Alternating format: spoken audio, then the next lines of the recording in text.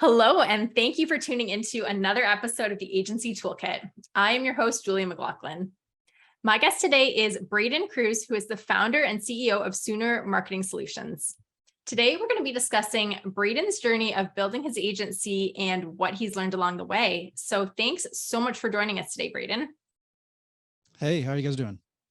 Good, doing really well. Excited to have you here today. Me So too. So to get started, let's dive into a couple questions so our listeners can get to know you a little bit. Okay, let's do it. So what would you say really motivates or inspires you as an entrepreneur? I don't know. Some of the most common questions that I've tossed back and forth. I don't know if it's necessarily one thing, but freedom, money are some of the most common ones that people are like, oh, I want to be a small business owner, or I want to be an entrepreneur, and I want freedom, right? Yeah. Which either from what I've seen and what I've heard, some firsthand experience, it either takes practice, experience, and time, which is not something that's just random and just happens. It's magical, and you put out a product or a service and then take off and you're done. You're freedom forever. Some people, they get lucky enough to where that does happen, but it is rare. Um, for me, like I love the journey and the process of like building relationships and processes. Hmm. I love the challenges, which is one of the things I really love about not being super niche in the clientele that we serve, for multiple reasons. One, I feel like that if we're in a really tight niche and that industry tanks, there I go too. So I Yeah, like to it's true. diversify between a handful of different industries. So then it's always a different challenge with those industries, right? Yeah. um, Different hierarchies of businesses within those industries. So some may be s- small and startup, and some of them may be enterprise. So it's always exciting to kind of be able to have those challenges. That really excites me as an entrepreneur, is to be able to, like I said, build those relationships, build the process, and be able to work with people that are smarter than me, that I can surround myself with to Mhm. learn from. And I've always heard that, like, if you're the smartest person in the room, you're never learning or growing. Yes, So I so true. always want to try to spend part of my time being with those people that want to learn and are Mhm. eager to learn, that want to be with the smarter people. And maybe I am that to some people, but then I also try to put myself into situations to where I am the dumbest person. Like, with you, if they were to ask me a question, I'd be like, I've got no clue. I don't know. Yeah. Um, and of course I could probably take my best shot at an answer, but in those moments, like, that's where I really absorb and learn. Yes, when you've got that network of people that you're really, striving to, be where what they've accomplished, be more like that. It's Yeah. always, stretching you out of that comfort zone and helping you to grow as a professional and as an individual. So yeah, I think it's really important to have that aspect to your network. And yeah, very cool. So Braden, how did you get into digital marketing? Well, let's see. I'll go back to 2012, when I graduated. Got my graduation present was a one-way ticket to New York City, and I got a laptop and a little bit of cash. It was probably a couple $100. At the time, Right. my uncle lived there, and I paid my way to live with him for a little under a year while I was there. I worked for a handful of different agencies, working, including his as well. That's how he kind of got me into the whole marketing realm. And Interesting. I've always loved sales. And so one of the cool things about marketing is it's like the very beginning of attracting somebody's attention in order to be able to ask for the sale, whether that's an e-commerce or whether that's, retail or restaurant or whatever it is. And so marketing is trying to figure out ways to sell better and to get somebody's attention to be able to sell right. So when I was up there, I worked for him, did some things in the office, in the warehouse, out in the field, doing some street team activations, whether that's Famous Footwear, assisted opening some stores for Sephora in Manhattan when they remodeled their stores, to doing some Coca-Cola stuff.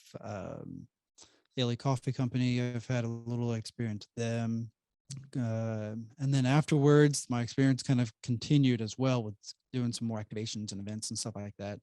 And Mhm. that continued with Cox Communications with their Flare Play activations, State Farm, Kodak, Canon.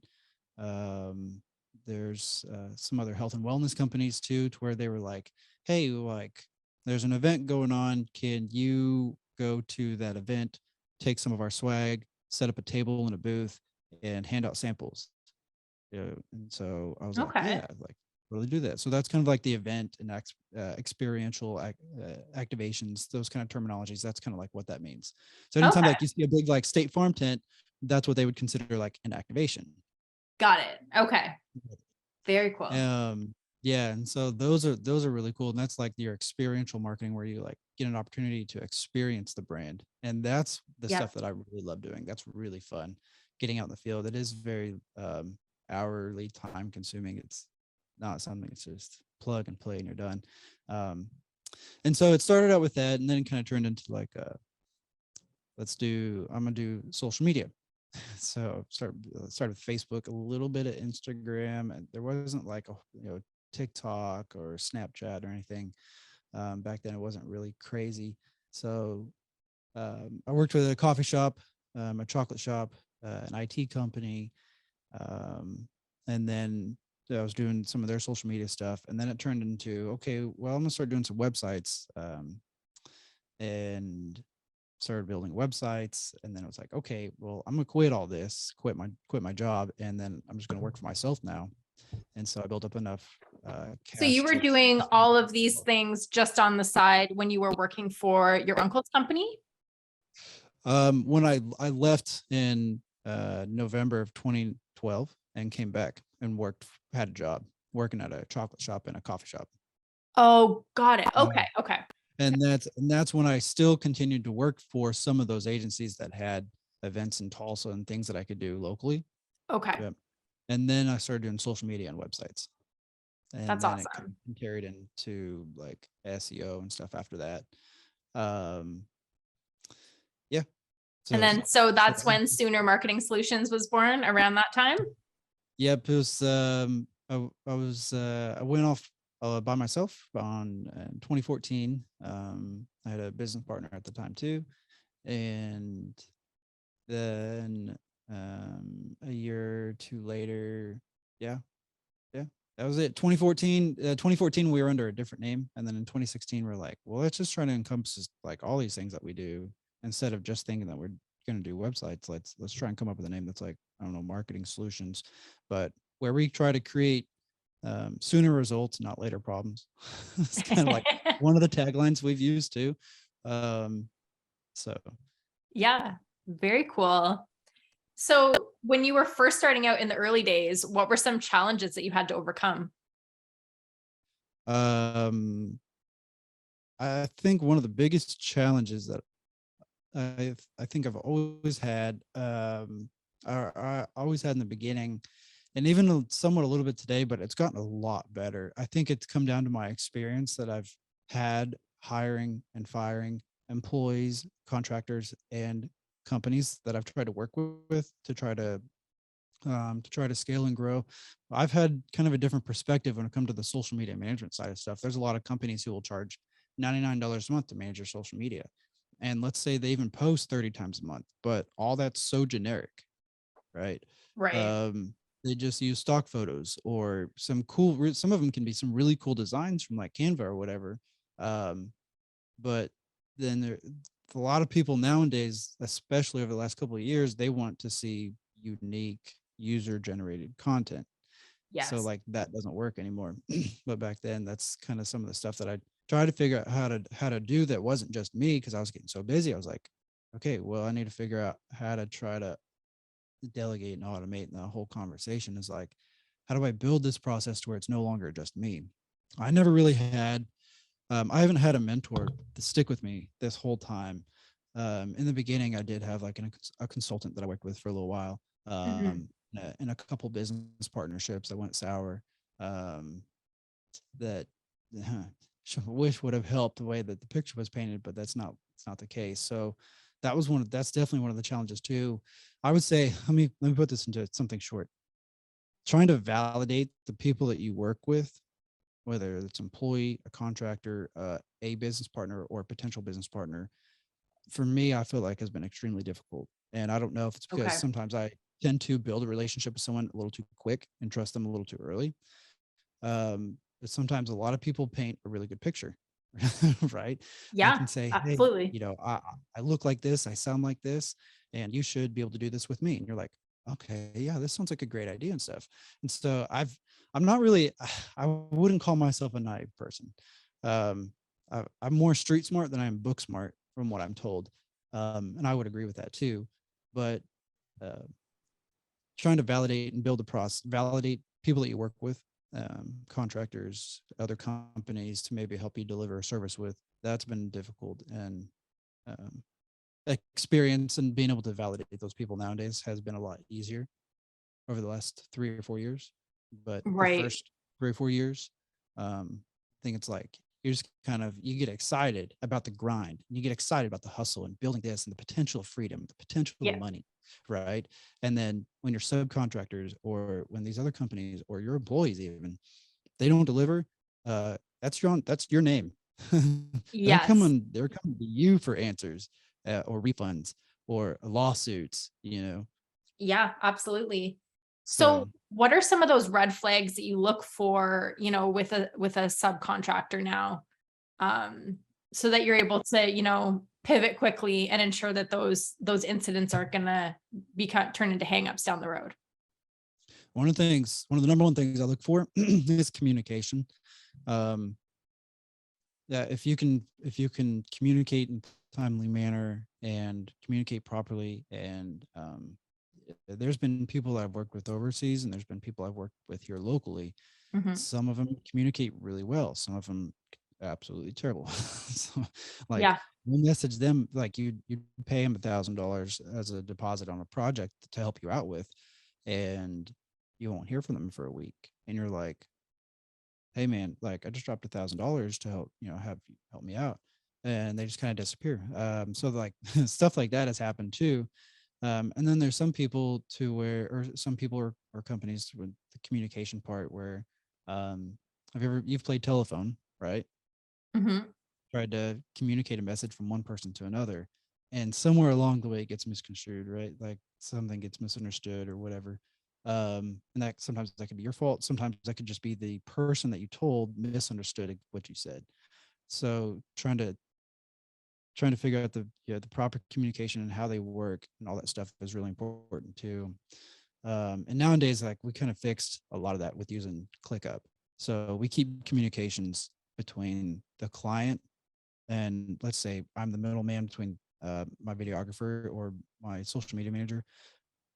That conversation gets put in as soon as possible as the conversation ends with a client. It gets put into the same task or the software, the system that social media manager or that person uses. So it's fresh on the mind. The notes are right then and there. They don't get logged somewhere in an email and get lost. And it's all start to finish. So it's like, here's the proposal. Here's the conversations that we had. Here's the documents that were signed. Here's the conversations that we've had after that. Here's what somebody that worked on it said. And it's all like there in a timeline. Yeah, So that's really streamlining smart. communication was really important too. One of the things I look at in my space, I feel like creativity is really important too. Um, I think with a lot of marketing companies, the difference is I've heard a lot of companies, a lot of companies are like, what, you know, um, we want to work with somebody that's creative and thinks outside the box and comes up with wild ideas and stuff, right? And so people that I work with, I try to find people that are creative, that think outside the box, that try to innovate. I think that's really important. Um, Right. any past experiences or projects that they've worked on is also another thing that I consider. Hey, what kind of projects have you worked on that maybe are similar to this, right? Or have you worked with another agency before? And what was your experience like? What did you like? What did you not like? Okay, maybe a lot of people, they didn't work with an agency, they worked with somebody, or Right. and it's just a little different. So when I think of an agency, it's like more of like a premium level. Like the price is not $100 a month; it's $1,000 a month. And there's reasons behind that. It's because of the time, the processes, and the people that are in place to be able to deliver the quality service that they're expecting needs to be at that price point. And that's, I think, one of the good points when I listened to Sam Littlefield is that's one of the things that he was pointing out too.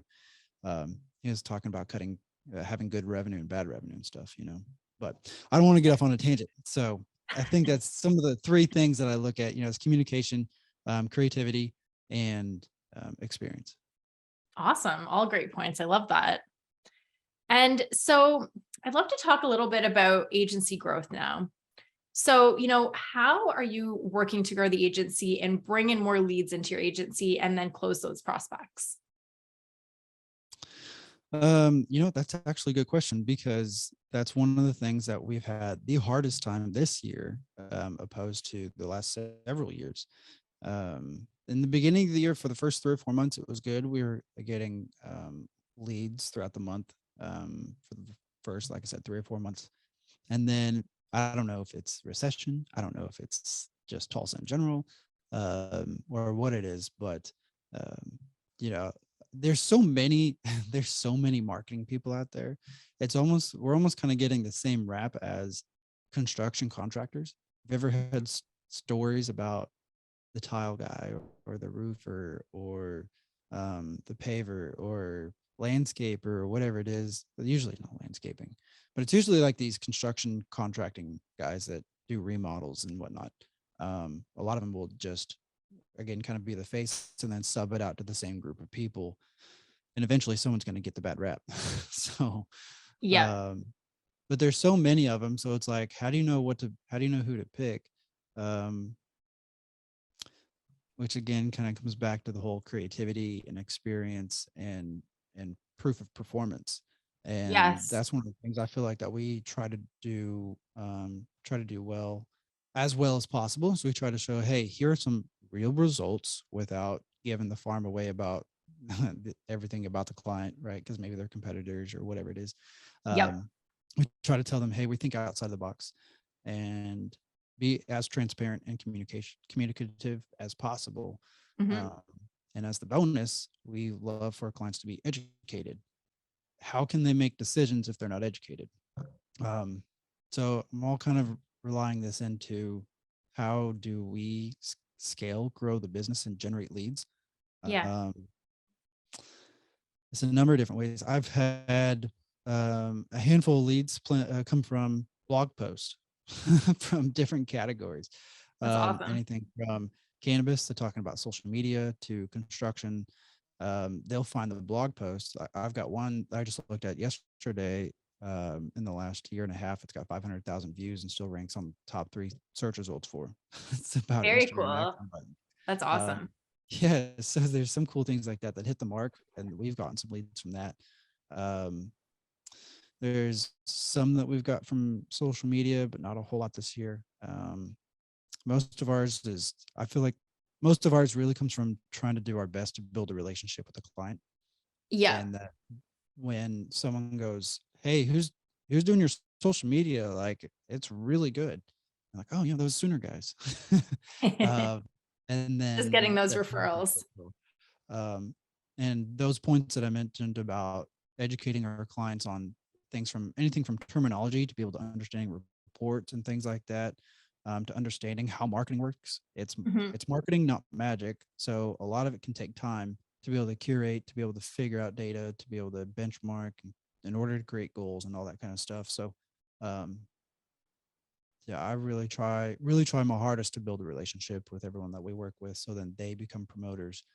And that's where, I guess you could say, that's where I spend a lot of my marketing dollars, or time and energy and efforts, as I'm trying to take somebody out to lunch, or I'll stop by and try to bring somebody coffee, um, things like that, and just Yeah. try to stay top of mind, do little things to look out for them and say, hey, have your hours changed? It's Thanksgiving's coming up. Are you going to be open or are you going to be closed? Like, I need to make sure so and so knows to update your hours on A, B, and C, D. Because in Right. the back of their mind it's crossed, but they're not they're looking out for themselves and their business. But if they had somebody that just took a little extra step every now and then, they're going to feel, oh, okay, I can breathe.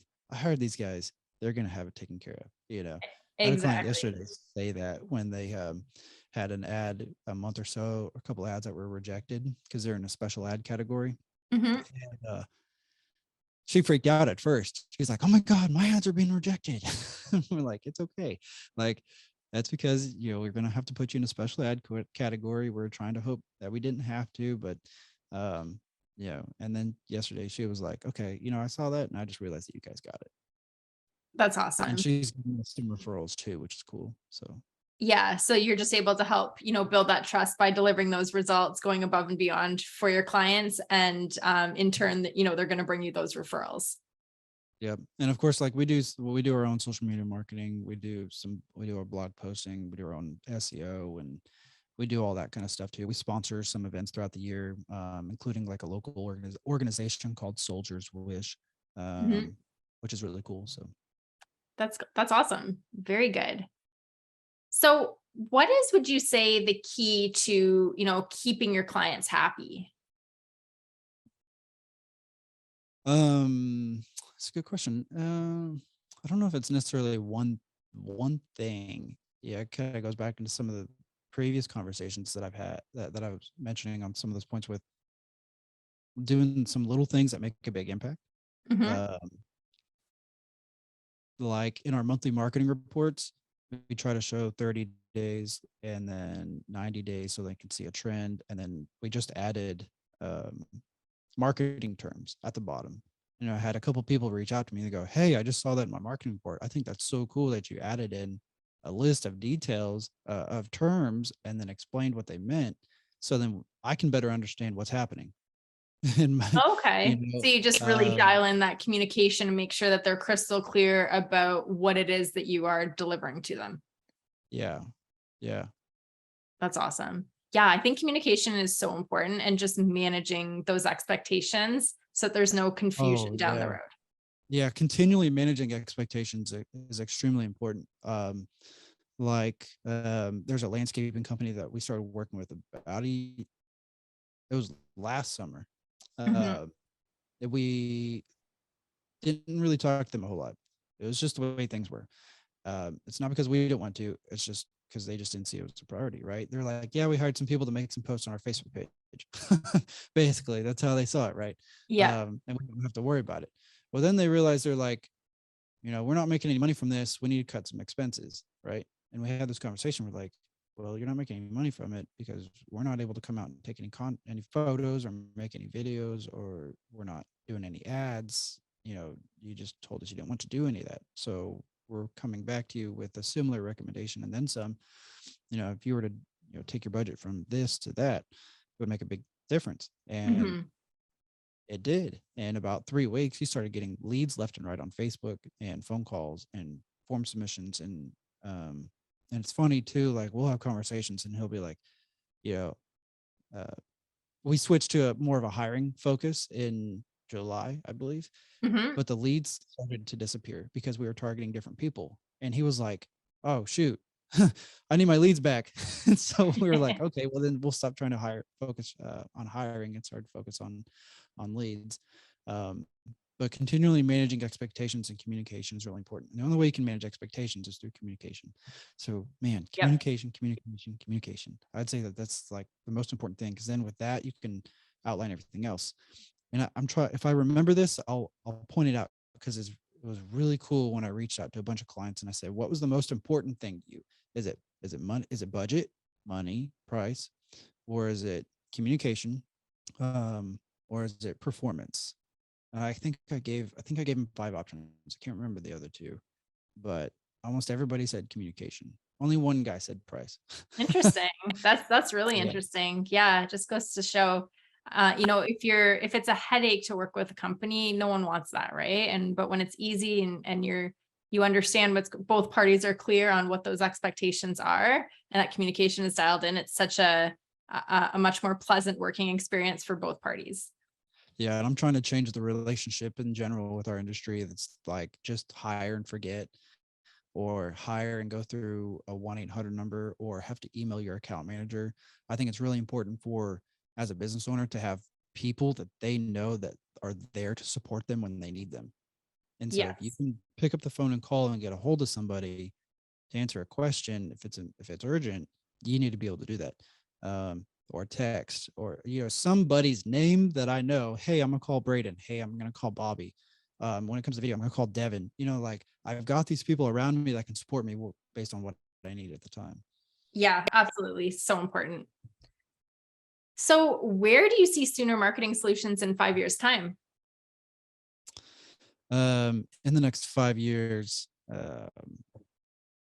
I expect us working with some more the medium to large, more the medium sized businesses. So a lot of our clients are in the small business, which is fine. I love small business, and I think I always will have a passion for small business and Mhm. helping, supporting. But I want to be able to broaden our reach and our work to some of the larger companies, to have the opportunities to do some of the things that I used to when I first started, like with the activations and the experiential marketing and the events and trade shows and stuff like that too. Yep. Because I really enjoy that, and there's not a whole lot of people that do that. And there's some companies that I've experienced that it is a wild headache on the agency side when it comes to doing those events and activations. And so I know the process, and I know I can't be perfect at it. Nobody can be. Um, but that stuff is really fun. So that's where I'd like to be in 5 years.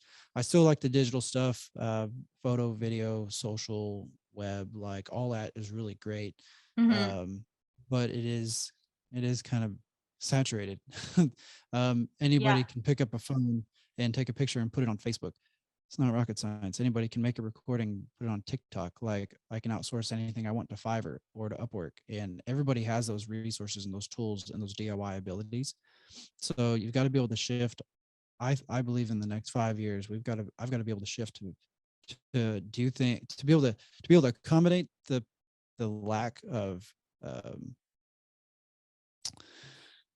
what is it? I'm losing lost for words. To where there's the lack of expertise or support in that area, and it's Okay. undersaturated, right? Does that make sense? So that's where I Yeah. was thinking about doing more of the experiential and events and activations in 5 years and going after the larger markets for that. Um, So you really want to set yourself apart from other agencies and make yourselves, unique in the service offerings that you have available. yeah, and I've got experience in every marketing area. I mean, I don't care if it's radio, billboard, TV, print, events, SEO, like call tracking, email marketing, text message marketing, like whatever it is, I've done a little bit of something with all of them. Yeah. And my favorite's still the experiential side.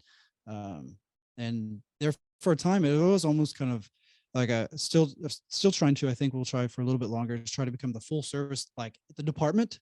So it's like, hey, I know you and you're going to handle all of my marketing. You can make sure that everything is consistent across the board and it's all seamless. And what happens on my social media comes to my websites, gets referred to a video that goes to this link and that has a call tracking number, and my emails are automated there, and this is how it connects to my CRM system. And we have campaigns, so whenever you do a billboard, this does that, and it changes out every two, you know what I mean? So like whenever Yeah. you have to communicate that between 10 different agencies or 10 different people, it's a lot more difficult than it is to have communications with one person, almost kind of like a marketing director or marketing manager. I think that would be Absolutely. nice to have those in-house and save these companies from having to pay their taxes and insurance and payroll. And instead you have one bill, one invoice, and one contact to take care of all the marketing stuff. And to be able to build that, I understand is going to take time, but I think that would be really cool to be able to build that in 5 to 10 years, is to say, you know, hey, here's my budget. Help me grow my business. Okay, you're assigned a marketing manager. Now, the rest of this budget, we need to do some ads. We need to do some campaigns here. We need to do some maintenance. You know what I mean? Yeah. Yeah. Very cool. I love that you have plans to really build yourselves out into a full service marketing agency in the next 5 years. So yes, it's very cool. So we are getting ready to wrap up here shortly, but first we have the fast five. So I've got 5 rapid fire questions for you.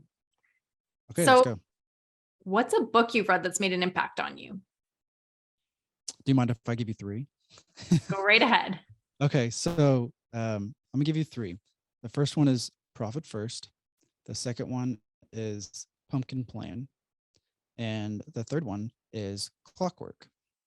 And this is by a guy named Mike. Let me see if I can pronounce his last name, Mikalowicz. Okay. You can find his books on Amazon and everywhere else for like $15 on average. And he has really good audiobooks too. And he tells you great stories that he's experienced firsthand, which is awesome to hear.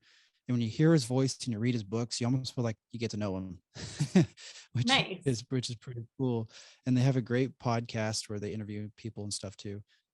Profit First is going to help you with budgeting and money. Pumpkin Plan is going to help you with strategy and find clients. And Clockwork is going to be great for building processes and automation and delegating to the right people and building your team and helping your team build a team. Does that make sense? Kind of building that hierarchy. Yes, absolutely. Awesome. Those are great recommendations. And then what does your morning routine look like? So I just had this conversation with me, myself, and I a couple weeks ago. And so I feel like I do good as when I build a routine and I follow through with that. And so I've built out Yes. my ideal routine, and I've put it in the bathroom on the mirror. And I've stickied on it, so I see it Nice. every night throughout the day or Yep. whatever. Okay, that's my routine. That's what I told myself and him, me, myself, and I, that we're going to stick with. So Yes. uh, yeah, we're all keeping myself accountable. So I'd like my idea is to get up at 4:30 in the morning. Um, I'm at the gym about 5. I'm out about 6:30. Come home, take out the dogs, take care of myself. Get up both my boys, get them off to school. I'm at the office about 8:30. And then most of the time by 8:30, 9 o'clock, I've kind of got like emails and like notifications from team members and stuff like that all taken care of. So that's kind of my normal morning routine. Almost every time I get to the office, I have an espresso bar here because I've worked at 3 or 4 different coffee shops. And I think half of my blood is caffeine. Yeah. but so I've got a coffee bar. So that's part of my morning routine is making like an Americano. So like that's what I've got here. Very So good. Yeah, it sounds like a great morning routine. Get a nice early start and just dive into the day. yeah, and I get a few minutes with the boys before they go off to school and stuff like that. So Yes, of course. Very important. Is there a CEO that you follow or study? there's a couple. One of the original people that I read the books of is Robert Kiyosaki and Rich Dad Poor Dad. I read that book probably 10 years ago.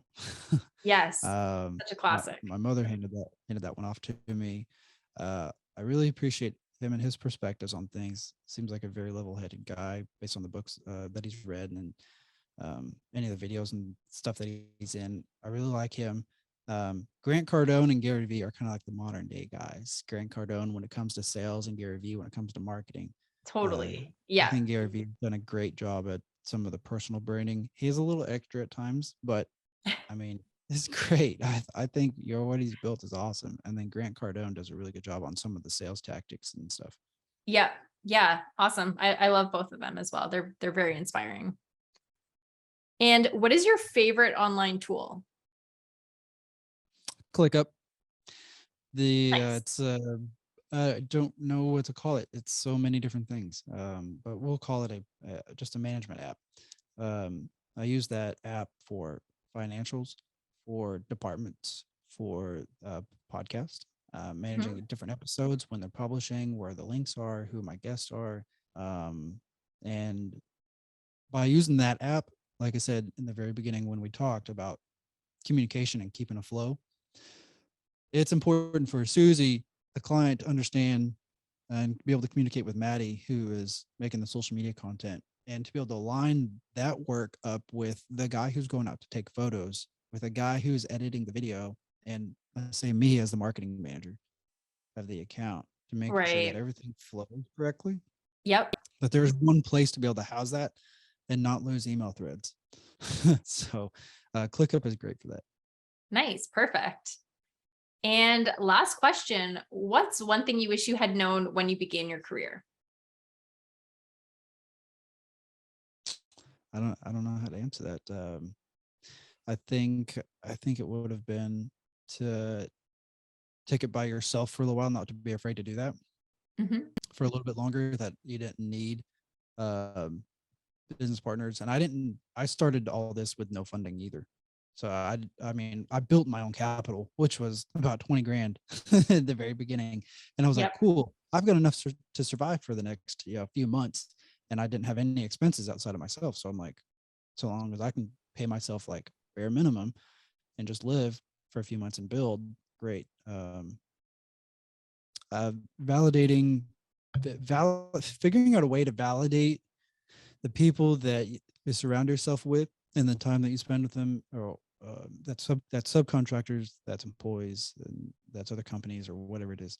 Um, yeah, kind of follow your gut, I think, is important. I think if I Yep. would have followed my gut a little bit earlier, and I would have, I don't know, like, I think it's also important to try to have a mentor. Like, if I had someone that was in my space that was 10 years, 15 years ahead of me, to Mhm. say, hey, I was at where you're at. This is what I would do. This would be different. And so if anybody's wanting to start up like a business, um, I would just say, don't be afraid to do some of the things yourself. Build a relationship with some of those people that you can have long term. Mhm. Um, and yeah, those are just some random thoughts, I guess. So I don't know if it's necessarily one thing. It's a Oh yeah, no, combination. there's definitely there's so many lessons that you learn along the way. But Yeah. yeah, I love that. I love just, taking advantage of other experiences that entrepreneurs have already gone through. If there's an entrepreneur who's, already grown an agency that and they're where you want to be, try and, get in touch with them for a coffee date and just pick their brain. What did Yeah. you do for HR or for to bring in to boost your leads? And yeah, just take advantage of those resources. Yeah. Absolutely. Yeah. Well, thank you so much for joining us today, Braden. It was a real pleasure to pick your brain and learn about your journey. So thank you again for joining me. Absolutely. And I appreciate it, Julia.